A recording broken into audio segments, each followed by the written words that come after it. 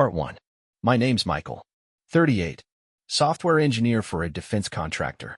I don't wear a suit, but my job comes with security clearances, spreadsheets no one outside the government understands, and a paycheck that keeps our fridge full and our house in a good neighborhood with a decent school district. My wife, Emily, is a nurse practitioner. She used to work days, but about 6 months ago, she switched to the night shift. Said the hospital needed coverage and the pay was better. She still kissed me goodnight before heading out the door, still left notes by the coffee maker with scribbled hearts and little to-dos like pick up more peanut butter. Love you. Our 2 kids, Chloe and Max, are 6 and 4, both loud, sticky, and full of chaos. Our house is rarely clean, but it's ours, and up until recently, I thought it was happy. Emily and I met in college. I was the quiet guy in the back of our psych class. She was the whirlwind who always had something funny to say. We weren't supposed to be together, opposites and all, but something about the way she listened when it counted made me fall hard. We got married young, too young if you ask our parents, and we worked for everything we had. Nothing was handed to us. Every bill, every scraped-together vacation, every IKEA couch was bought with sweat and compromise. And I thought that meant something. But a few months ago, the rhythm changed. At first, it was little things. She stopped answering my texts at night. I figured she was busy. Working the ER isn't a walk in the park. But then I noticed she was always too tired for anything when she got home. Not just intimacy. Conversations. Eye contact. Some mornings, she'd walk in, shower, and go straight to bed without even saying good morning. Then there were the clothes. Emily's always been modest. Scrubs at work, yoga pants at home. But suddenly she had new jeans, tighter ones, and a new top she picked up on sale that looked like it belonged to someone still swiping through Tinder. When I joked about it, she rolled her eyes and said, "Let me feel good for once." That hit weird. The first real gut punch came when I found a receipt in her purse from a bar downtown, a place I know she doesn't like. She told me once the music gave her a headache. This receipt was for 2 drinks and an appetizer. Timestamp? 11:43 p.m. on a Thursday night. She said she'd been charting patient data that night. I didn't ask her about it. I'm not confrontational. Not unless I'm sure. I told myself it could have been a coworker grabbing food after a tough shift. Maybe she just didn't mention it. Maybe I was being paranoid. But then it started snowballing. She started showering as soon as she got home. Every time. Like clockwork. Emily's always liked hot showers, but this was different, like she couldn't relax until she'd scrub something off her skin. And her phone? Forget about it. She used to leave it on the counter. Now it was always on her, always face down. She'd jump at notifications and tilt the screen away from me. One night, I got up at 3 a.m. to use the bathroom. I passed through the hallway and saw light leaking from the living room. She was curled up on the couch, smiling at her phone. When I asked what she was doing, she locked the screen fast. Just reading something. She didn't offer to show me. She didn't laugh and wave it off like she used to. She just stood up, muttered, couldn't sleep, and went to bed. I told myself again, don't jump to conclusions. We're both tired. Life's just heavy right now. But doubt creeps in like water through a cracked pipe. Slow, quiet, relentless. Then came the night she told me, without flinching, I don't owe you intimacy. It wasn't a fight. I hadn't said anything mean or demanding. I just asked if she wanted to watch a movie together, maybe cuddle on the couch like we used to. Her response was cold, rehearsed, like she'd been waiting for the opportunity. I stood there, trying to understand what had just happened. That line echoed in my head for hours afterward. Not because I felt entitled, but because it felt like a switch had flipped. Like she'd been holding in resentment and finally decided to let it out in a single, sharp sentence. And something inside me broke. I didn't yell. I didn't argue. I just stopped trying so hard. The next few days, I started paying attention. Really paying attention. How long she was gone. How she avoided me. How our kids seemed to know better than to ask where mom was. I looked at our marriage the way I'd look at a failing program at work, searching for the bug in the code. And I started seeing it everywhere. Unexplained schedule changes. Missing details and stories. Laughter that sounded fake. Distance in her eyes. It was all there. I just didn't want to believe it. But now? I do. I don't have proof. Not yet. But I feel it. In my gut. In my bones. The truth is close. And whatever it is, it's not going to be good. Not for me. Not for us. Part 2. You don't wake up one day and decide to become a detective in your own marriage. It happens slowly, and only when your gut screams louder than your heart. I didn't want to spy on Emily. I wanted to believe her. But something in me, something primitive, quiet, and stubborn, kept whispering, "You're being lied to." It started with patterns. Patterns no one else would notice, but I did, because I knew her. Knew every inflection in her voice, every way she tied her ponytail when she was in a rush, every odd laugh she gave when she wasn't really present in the conversation. Suddenly, she was using that laugh all the time. Her phone had become sacred ground. She never left it unattended. Screen always face down.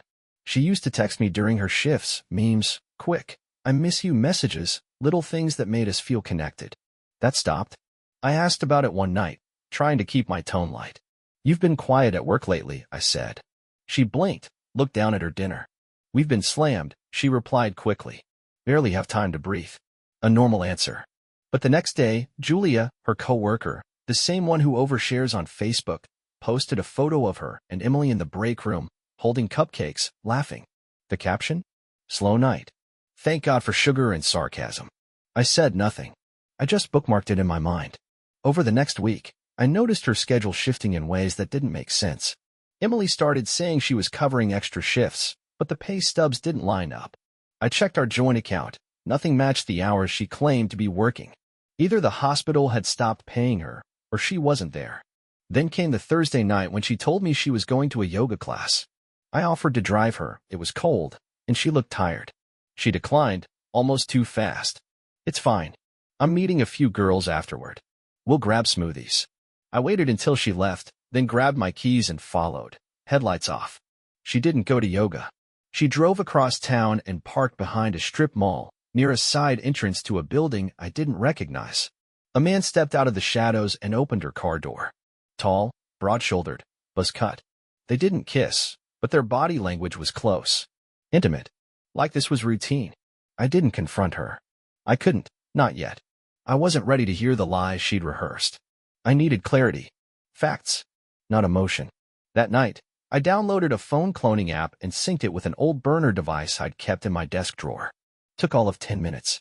When she fell asleep, I mirrored her phone to mine, texts, emails, app notifications. Everything. The next few days were agony. Nothing incriminating. Just the same strange silence, the same evasiveness. I started questioning myself. Maybe I was wrong. Maybe she was just drifting, burned out, numb from work and parenting and life. Then came the voicemail. It was Tuesday night. She was in the shower.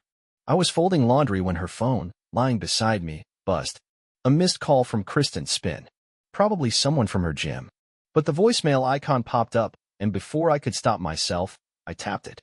A man's voice. "Hey, I know you said not to leave messages, but I had to hear your voice today. That thing you wore yesterday, Jesus, you're gonna get me killed." Same time Thursday. I dropped the phone. Not out of guilt. Out of fury. Not the explosive kind, but the quiet, icy kind, the kind that makes your fingers go numb. Emily came out of the shower, wrapped in a towel, humming. She kissed my cheek like nothing had changed. I didn't sleep that night. The next day, I told her I'd be working late. I wasn't. I drove to the address of that strip mall and parked across from the building she visited. Waited. Watched. At 7:43 p.m., her car pulled in. At 7:47, he emerged. Same man. Same easy confidence. He walked to her car like he belonged there, leaned down, said something that made her laugh, really laugh. The way she used to with me. Then they disappeared inside. I sat in my car for 2 hours, engine off, headlights dark. When she got home later, she tossed her keys on the counter and said, "Yoga was brutal. My back's killing me." I nodded. "Want a massage?" She blinked. "Maybe later." That night, I lay awake listening to her breathe, replaying the voicemail in my mind. I wanted to ask her who he was, what she wore, what she thought I was, some placeholder, some blind idiot. But I didn't. Because that night, I noticed something else. While brushing my teeth, I opened her makeup drawer looking for floss. Hidden beneath her lipstick case was a receipt. Folded twice. Crumpled like she meant to throw it away but didn't. It was from a jewelry store. Dated 4 days ago. A gold bracelet. Engraved. M+C. My name doesn't start with C. She hadn't mentioned it. Hadn't shown it to me. And I hadn't seen it on her. That was it. Not the voicemail. Not the laughter. That receipt was the clue. The quiet little monster she didn't hide well enough. The final piece of the puzzle. She wasn't just lying. She was invested. and I had everything I needed to start digging deeper. Part 3. I sat at my desk, staring at my inbox, the subject line glowing like a warning flare. Confirmation. See attached. Alan Marks, the private investigator I hired, didn't believe in sugarcoating. Just the facts, like bullets to the heart. It was late, 1:13 a.m., the kind of hour where everything feels heavier and nothing good ever comes. I clicked the email. 10 attachments. JPEGs. High resolution. Timestamped. No room for doubt. No room for misinterpretation. The first image nearly knocked the air out of me. Emily, my wife, dressed in jeans and the navy sweater I bought her last Christmas. She was walking toward the back entrance of a building downtown, looking over her shoulder, smiling. Following close behind her was the man from the precinct. The cop. Officer Chris Langford, name finally confirmed. Divorced, no kids, and apparently very available for late-night rendezvous with married women. Photo 2. Them inside a dimly lit cafe, sitting in a booth, heads close. Her hand on his forearm. His fingers curled around hers.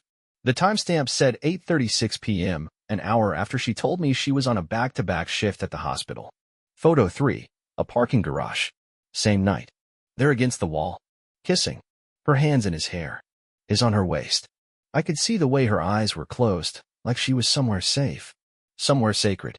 Somewhere that was supposed to be mine. I kept clicking. Photo 4. The inside of his apartment. Different day.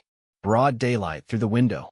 Emily stepping out of the elevator, glancing behind her, then unlocking his door with a key. A key. She had a key. I paused there, the cursor trembling under my finger. You think you'll rage. That you'll flip a table or scream or break something. But you don't. You just, still. Go completely still. I was ice. Numb. Watching the collapse of my life like it was someone else's film reel. I clicked through the rest, each one worse than the last. Her sitting on his lap. Her asleep on his couch. Her wearing a t-shirt that wasn't mine.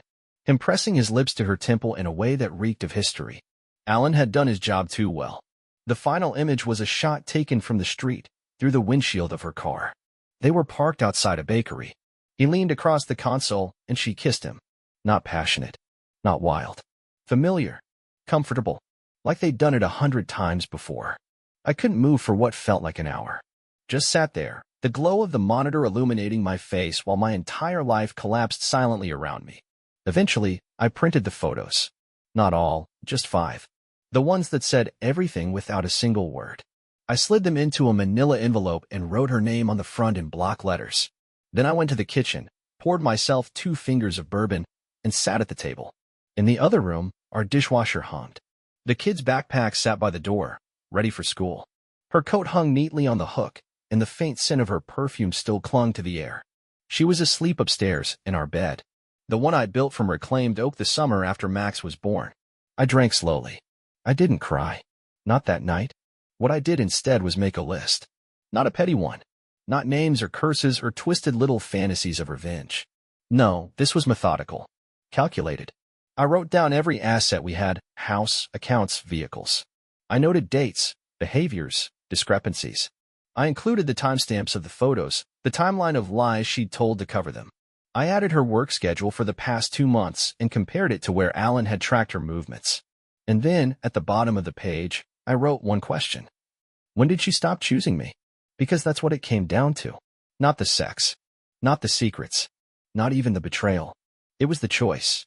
She chose him. Over me. Over our family. Repeatedly. With forethought and precision. The next morning, she made coffee like always. Hummed while buttering toast. Wore the same sweater from the photos. I watched her from across the kitchen island and wondered how many lies she'd tell before I left for work. She glanced up, catching my stare. Everything okay? I nodded. Yeah, just tired. She smiled. Me too.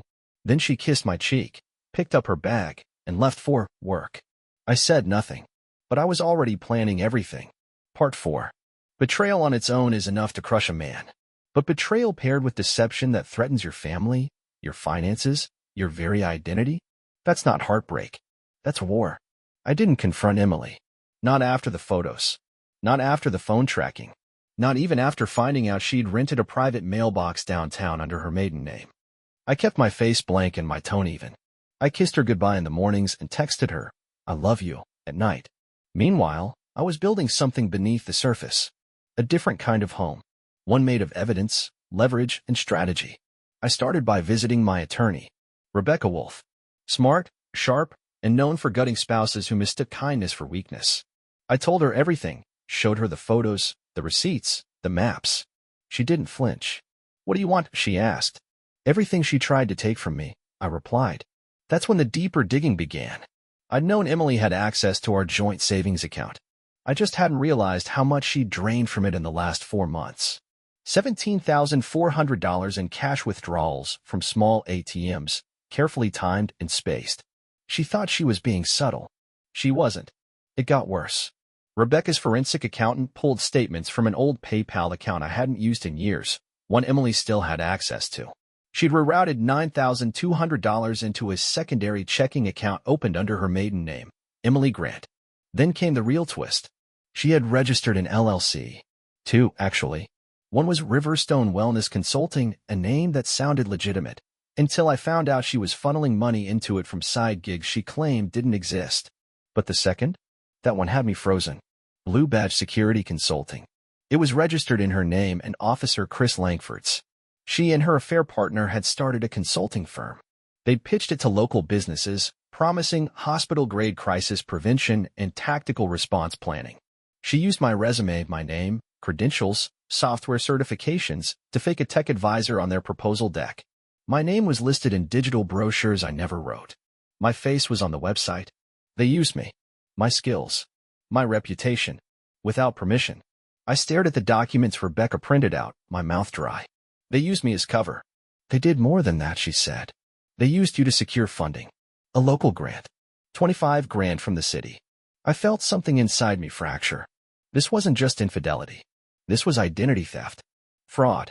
A felony if I wanted to push it. And I did. Rebecca advised patience. We built a case slowly. Carefully. I kept acting normal. I even left my phone unlocked a few times with old messages on the screen, ones that sounded insecure, wounded. Emily took the bait. I could tell. She thought I was still blind. Still spinning in the dark. She'd get smug in the little ways. Coming home later. Saying, don't wait up. Smiling to herself after texts she thought I couldn't read. I watched it all. Let it grow. Then I planned the strike. I waited for the charity gala, an annual hospital fundraiser where Emily always played the picture-perfect wife. She volunteered every year.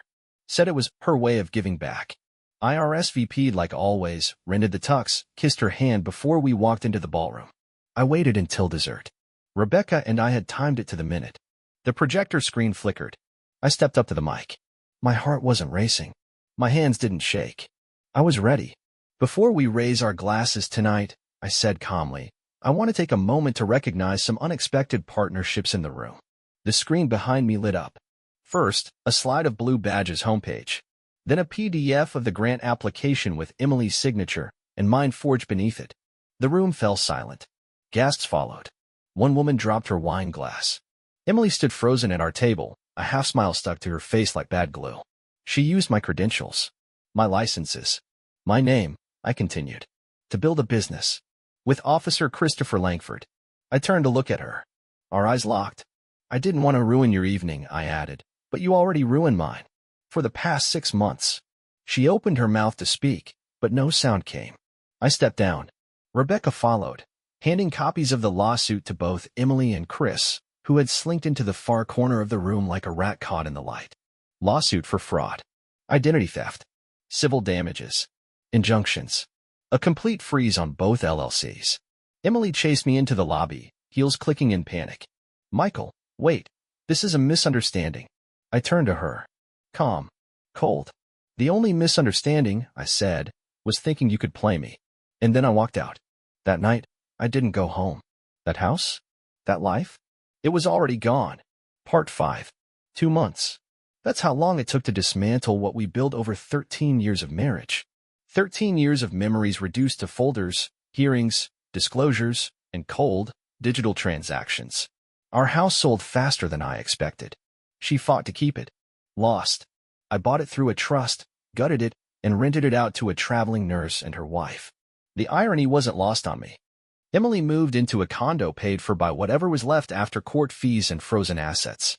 She didn't go to jail, But the DA is still circling. Chris was suspended. Pending internal review is how they phrased it.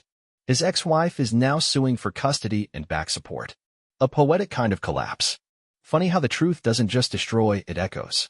I don't smile much these days. Not because I'm angry. Because I'm emptied out. Not broken. Not bitter. Just aware. You only get blindsided once. After that, you walk with your eyes open, and the world doesn't feel quite as warm. The kids are okay.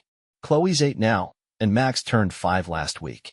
We celebrated at my sister's place, cake, balloons, the works.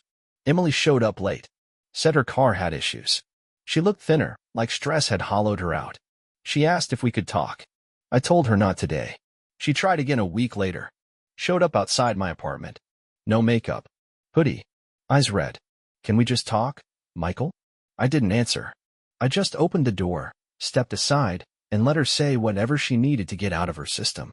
I messed up, she said. Not just the cheating. I lost myself. I thought I needed something new, excitement. I don't know. But I see it now. Everything I needed was already there. In you. In us. I sat across from her and stared. She waited for something, tears, maybe, or a sliver of softness. But I had none to give. I didn't ruin us, I finally said. You did that all by yourself. She wiped her eyes, nodded, and left. That was the last time we spoke face to face. But that's not the twist. The twist came 2 weeks later when I met with Rebecca to finalize the last bits of the financial cleanup.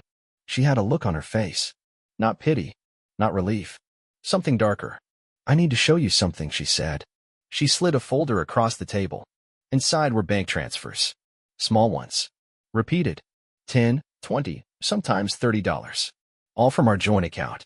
All going to a name I didn't recognize. See? Langford. But these were dated before the affair. Almost a year before. How far back did you trace this? I asked. Rebecca hesitated. 18 months. I leaned back, throat dry. She was paying him before they got involved. No, she said. You were. The account was in my name.